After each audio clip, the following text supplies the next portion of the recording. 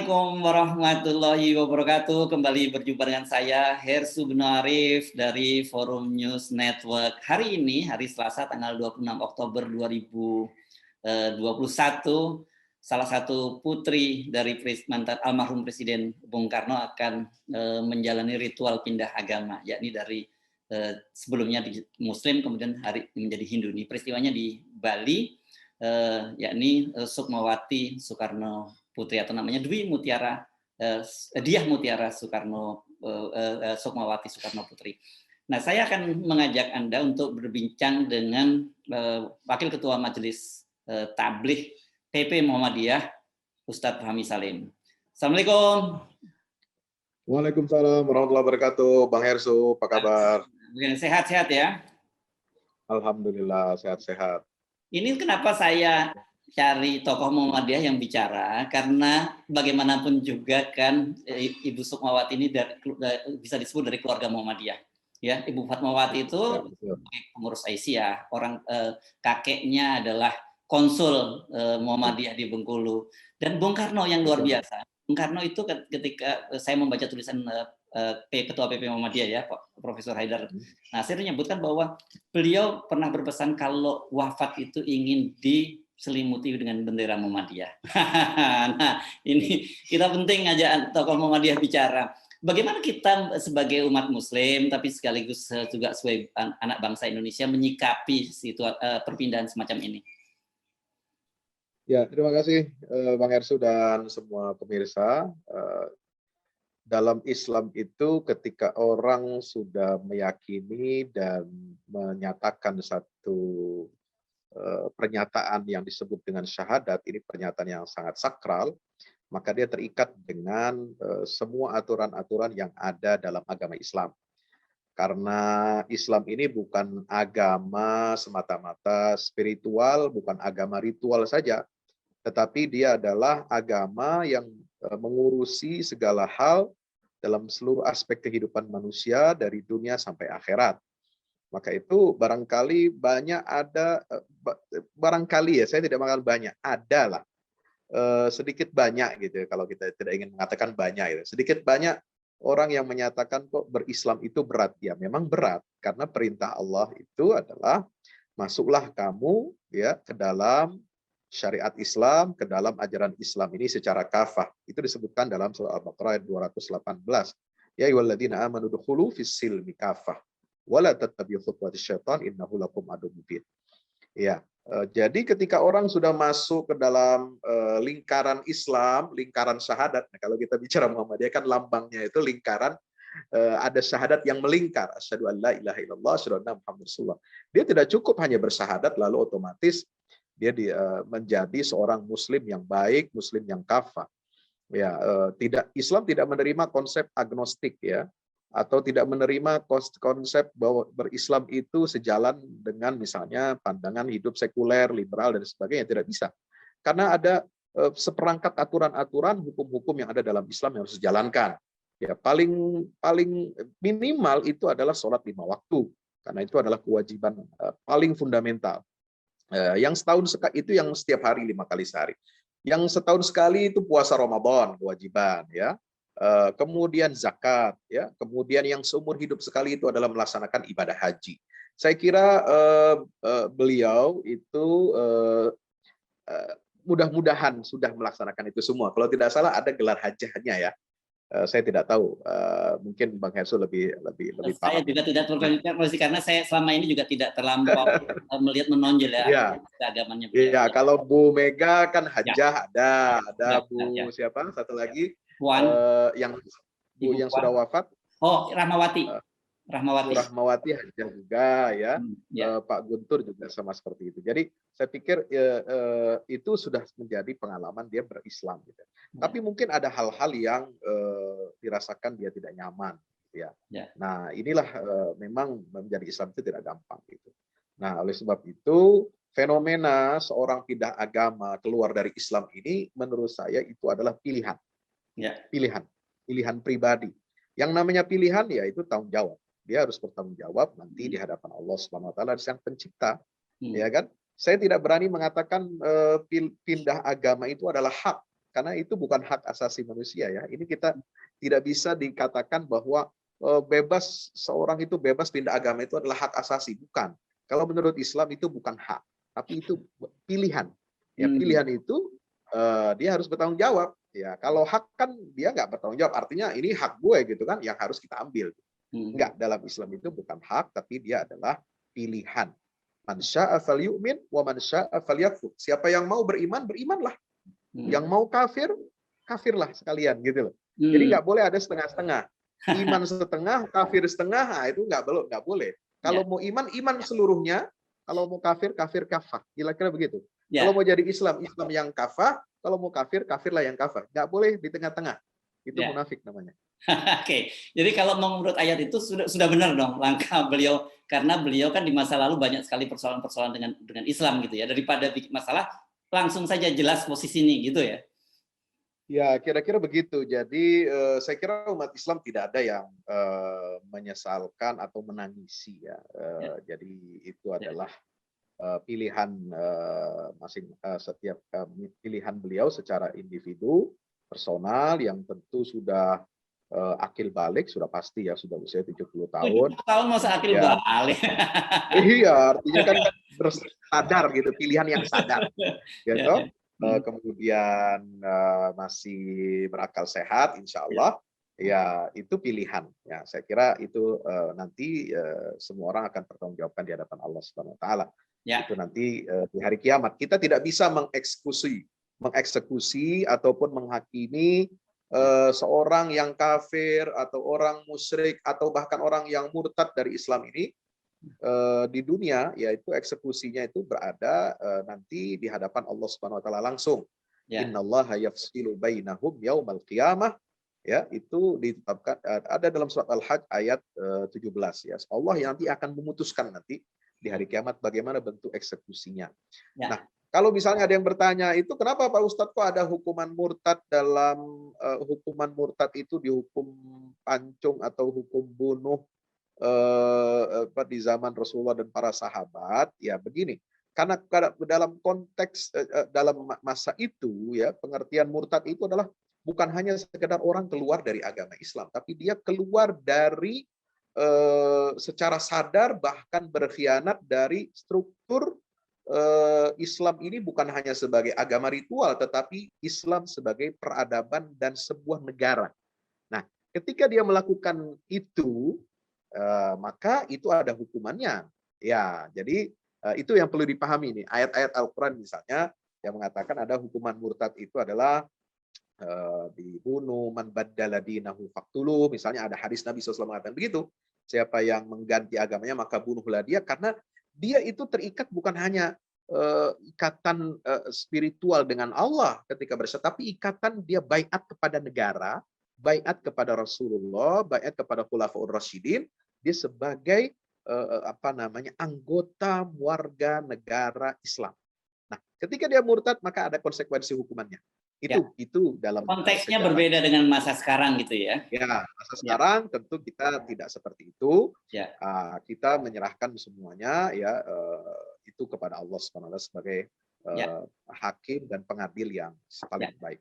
Ya, saya kira ini memang betul. Ini masalah private ya, masalah pribadi Ibu Sukmawati. Tetapi mungkin kemudian menjadi ini layak diperbincangkan karena satu, dia adalah seorang public figure. Kedua, acara ini juga kelihatannya dibikin semacam seremonial karena mengundang presiden, mengundang para pejabat negara. Tentu ini akan menjadi pemberitaan. Jadi sangat wajar ketika kemudian kita juga memberikan respon dan mendudukan soal ini secara proporsional. Kira-kira begitu ya, Ustadz Fahmi Salim ya? Ya, saya kira karena acaranya bersifat personal, sebaiknya tidak perlu membuat undangan-undangan itu. Ya, namanya katanya itu kan menggunakan pilihan pribadi. Nah, katanya menurut yang saya baca itu adalah undangan itu disebarkan oleh pihak panitia ya, Soekarno Center. Betul. Jadi bukan nama pribadi Bu Sukma. Ya, dan itu juga kan sudah dibantah oleh keluarga besar Ibunda Bung Karno ya. Nyai siapa itu ya? Srimben itu ya. Nyomo Srimben itu menolak kita tidak mengeluarkan undangan secara luas, publik, itu hanya dihadiri oleh keluarga terbatas saja. Jadi saya kira kita juga harus berhati-hati. Ini kan siapa yang ketua Soekarno Center ini kan terkenal ya suka memprovokasi itu. Kontroversi lah. Beberapa tindakannya juga suka ada hal-hal yang provokatif gitu ya. Jadi saya pikir kita tidak perlu terpancing umat Islam ya dengan adanya undangan-undangan itu. Nah, kalau boleh kita menilai karena undangan itu sudah bersifat publik, ya kita boleh mengkritik ya, bahwa acara semacam itu tidak perlu dipublikasi atau tidak, karena itu ada sifat yang bersifat individu, sifat yang personal. Mungkin dihadiri oleh keluarga, silahkan, seperti misalnya non muslim masuk Islam ya, mu'alaf, ya itu kan dihadiri hanya oleh kerabat dekatnya saja dan tidak diumumkan Anda harus berbondong-bondong masuk. Saya kemarin hari Jumat kemarin ini Mas Herso habis khutbah di Masjid Sunda Kelapa juga diminta oleh pengurus masjid untuk menuntun seorang mualaf ya dari Kristen Protestan masuk Islam asal Manado, seorang pemuda. Ya, itu bahkan keluarganya yang hadir cuma kakaknya saja. Nah, mungkin kakaknya juga non muslim. Ya, tapi di situ yang hadir adalah ya teman-teman ya muslim gitu ya, dan tidak dipublikasikan gitu. Jadi saya kira seperti itu. Jadi kita tidak perlu terpancing karena persoalan kepindahan agama seorang itu ya itu adalah pilihan personal gitu ya. Dan saya katakan tadi ya ini adalah persoalan individu, jangan dibawa-bawa, jangan dikaitkan apalagi sampai mengundang pejabat-pejabat publik ya, figur-figur tokoh-tokoh nasional, apalagi katanya mau undang presiden juga. Saya kira ya bukan wilayahnya presiden dan menteri-menteri untuk menghadiri hal-hal seperti itu. Ya, mungkin kalau Pak Jokowi sebagai pribadi dan juga para menteri sebagai pribadi itu bisa ya, karena saya katakan hubungan kekerabatan atau hubungan pertemanan dekat gitu ya. Ya, saya kira juga lucu saja ya. Kalau hadir secara pribadi kan tetap orang nanti secara beliau ini melekat kan figurnya sebagai presiden itu tidak bisa tidak gitu ya. Kemana saja Pak Presiden itu atau kita mengatakan pribadinya adalah Pak Jokowi, kemana saja pasti rakyat melihat beliau itu adalah Presiden Republik Indonesia. Ya, atau nggak bisa dipisahkan gitu. Ya. Oke, nah saya ingin kembali lagi ke topik tadi. Bagaimana kita harus menyikapinya sebagai pribadi sesama Muslim, bukan sesama Muslim, sebagai orang Islam dan kemudian sebagai anak bangsa. Karena kalau saya lihat komen-komen di media sosial itu kan cenderung ada yang tidak proporsional dalam melihat soal ini, Ustaz Fahmi Salim. Ya, adab kita sebagai Muslim ya melihat itu semua, saya kira ini harus menjadi pelajaran. Pelajaran yang pertama adalah bahwa hidayah itu adalah karunia dari Allah, bukan diwarisi. Ya, saya masih ingat dulu ada lagu nasyid Bang Hersu, ya, iman itu tidak bisa diwarisi dari bapak, dari kakek, dari nenek gitu ya. Iman itu adalah karunia Allah Subhanahu wa taala. Kalau tidak salah ada grup Raihan itu ya dari Malaysia itu ya. Jadi ini sangat terkenal sekali. Jadi itu betul ya. Istri nabi itu ada juga yang kafir seperti istri Nabi Nuh, istri Nabi Lut, ya kan? Atau sebaliknya ada perempuan yang muslimah tetapi istrinya kafir seperti istrinya Firaun. Ya, Firaunnya kafir sampai Asia itu berdoa kepada Allah, Rabbibni li'indaka baitan fil jannah wa najjini min Fir'aun wa najjini min al-qaumiz zalimin. Ya Allah, selamatkan aku dari perbuatan Firaun. Jadi padahal ini hidup satu rumah, satu kamar, ya bergaul, dia tidak itu jauh sekali iman dan kafir itu berbeda sekali. Jadi satu pelajarannya bahwa kita tidak sebagai Muslim kita tidak boleh merasa kita sudah aman-aman saja, sebab kita selalu mohon kepada Tuhan, ya ihdinas siratal mustaqim, minta hidayah ditetapkan di atas hidayah. Artinya apa? Minta istiqomah. Ini penting. Jadi tidak otomatis Islam, iman itu mengalir dalam diri kita dengan kita lahir sebagai Muslim, orang tua kita, nenek kita, kakek kita Muslim, lalu kemudian kita akan jaminan terus sampai mati kita dalam keadaan Islam. Tidak. Ya, ini yang pertama. Yang kedua, pentingnya kita mempelajari agama kita ini dengan sebaik-baiknya. Karena struktur paling dasar dalam Islam itu adalah tauhid. Tauhid itu sejalan dengan ilmu pengetahuan. Ya, syahidallahu annahu la ilaha illa huwa wal malaikatu ulul ilmi qa'iman bil qist. Fa'lam annahu la ilaha illallah. Ilmu itu semuanya sekarang mengarah kepada paradigma tauhid. Ilmu pengetahuan, sains, semua ini mengarah sanurihim ayatina fil afaq. Itu semua mengarah kepada tauhidullah. Jadi kita harus tambah yakin, ya. Kalau ada satu dua yang keluar dari Islam, ya lebih banyak, mohon maaf, ya. Setiap hari di dunia ini, bahkan di Indonesia ratusan bisa ribuan yang masuk Islam sebagai anggota baru. Nah, barangkali ini yang pelajaran yang ketiga, ada seleksi dari Allah Subhanahu wa taala. Kita tidak menyebutnya seleksi alam, tapi seleksi ilahiyah, tamhis rabbani, bahwa ada yang Allah akan menilai mana yang pantas untuk tetap berada dalam barisan agama ini dan mana yang sudah tidak pantas lagi. Nah, itu yang disebutkan di dalam surat Al-Maidah ayat 54, ya, ya ayyuhalladzina amanu may yartadda minkum an dini fasawfa ya'tillahu biqaumin yuhibbuhum wa yuhibbunah. Kalau ada yang murtad di antara kamu, ya, wahai orang-orang yang beriman, maka ketahuilah, yakinlah bahwa Allah akan mendatangkan, ya, kaum lain yang baru yang akan masuk ke dalam agama ini, yang akan berpegang teguh pada Islam ini. Oke, jadi sebenarnya di dalam Quran sendiri hal-hal semacam itu kalau kita menyebutkan sudah ada ya, ada panduannya, sudah ada antisipasinya, dan juga ada tadi yang disebut kabar baik gitu. Kalau satu keluar akan masuk banyak yang lain. Nah kan ini karena kita bagaimanapun kalau kita bicara Bu Sukma ini kita tidak bisa lepas dari kontroversi di masa lalu ya. Ada soal bagaimana beliau membanding-bandingkan Nabi Muhammad dengan Bung Karno. Padahal saya kira ayahnya sendiri pasti tidak akan melakukan semacam itu kan. Ya. Dan kemudian ada juga soal anaknya Bu Sukma pun namanya Muhammad. Ya, betul. Putra perwira utama, artinya ya. beliau yang memberi nama itu, saya kira. Iya. Dia sebenarnya mengakui kecintaan kepada Nabi Muhammad, saya husnuzon, tetapi barangkali ada bacaan atau pengaruh lingkungan, pengaruh pergaulan itu, atau merasa minder mungkin ya menjadi Muslim itu. Wallahu alam, saya tidak tahu faktornya apa. Oke. Jadi kalau begitu karena beliau ini, kalau di masa lalu kan kita menjadi persoalan karena beliau dianggap menghina sebagai umat Muslim, beliau sendiri kelihatannya menghina kepercayaan Islam gitu ya. Dan sekarang saya kira kalau beliau sudah pindah agama ini kan mesti tutup buku gitu ya. Dan posisi ini sebagai sesama Muslim kita tutup buku dengan beliau, tapi sebagai sekarang hubungan kita kan lebih pada antar umat beragama dan antar anak bangsa. Kira-kira gitu ya, Ustaz Fahmi Salim. Betul. Jadi membandingkan Bung Karno dengan Rasulullah kurang tepat ya, karena Bung Karno sendiri kan mengambil inspirasinya justru yang paling besar itu dari perjuangan Nabi Muhammad SAW. Itu banyak ditulis dalam buku-buku Bung Karno ketika masa-masa revolusi, ketika masa beliau masih muda di pengasingan dan sebagainya. Jadi itu tidak tepat ya. Barangkali Bu Sukma juga perlu membaca-baca karya-karya Bung Karno ayahnya.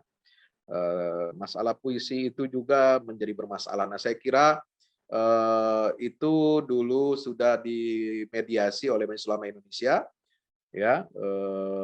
Pak Wapres kita sekarang, waktu itu Ketua Umum MUI sudah memaafkan dan akan membimbing, tapi membimbingnya ini kemudian saya tidak tahu apakah membimbingnya itu berjalan secara kontinu dan baik atau bagaimana kok sampai seperti ini. Jadi saya pikir begini ya, jangan sampai nanti ya kebiasaan, mohon maaf ya, karena sudah sering kali berulang itu kemudian akan berjalan lagi setelah beliau menjadi seorang penganut agama Hindu. Nah, ini nanti akan merusak hubungan antar umat beragama di Indonesia. Ini harus berhati-hati. Beliau harus lebih bijak lagi. Kalau mungkin melakukan hal-hal semacam itu ketika beliau status sebagai Muslim, mungkin ada di antara umat Islam yang masih memberikan tenggang rasa atau memberikan maaf seperti yang ditunjukkan oleh mantan Ketua Umum MUI itu. Tapi kalau sudah beliau statusnya sudah agama lain, ini masih terus dilakukan, itu sangat berbahaya untuk persatuan dan kesatuan nasional kita. Ya, itu nanti bisa memecah belah bangsa, bisa mengadu domba antar umat beragama, dan itu dampaknya saya kira akan lebih berbahaya gitu ya. Makanya kita betul-betul ya minta semua pihak, terutama beliau, untuk tidak mengulangi lagi ketika beliau sudah beralih beragama Hindu. Ya, oke. Pesannya saya kira ini sangat penting karena bagaimanapun kita ini adalah bangsa Indonesia yang sangat heterogen, baik dari sisi suku dan agama terutama. Ini isu-isu yang sangat sensitif dan mudah-mudahan saja ke depan kita bisa saling lebih toleransi, saling menjaga dan menenggang rasa ya. Sehingga tidak perlu terjadi kegaduhan-kegaduhan baru lagi. Gitu ya Ustaz Fahmi Salim ya? Ya, betul, betul. Ya. Saya kira itu, betul. Ya. Baik, terima kasih Ustaz Fahmi Salim atas perbincangan kali ini. Assalamualaikum warahmatullahi wabarakatuh. Waalaikumsalam warahmatullahi wabarakatuh.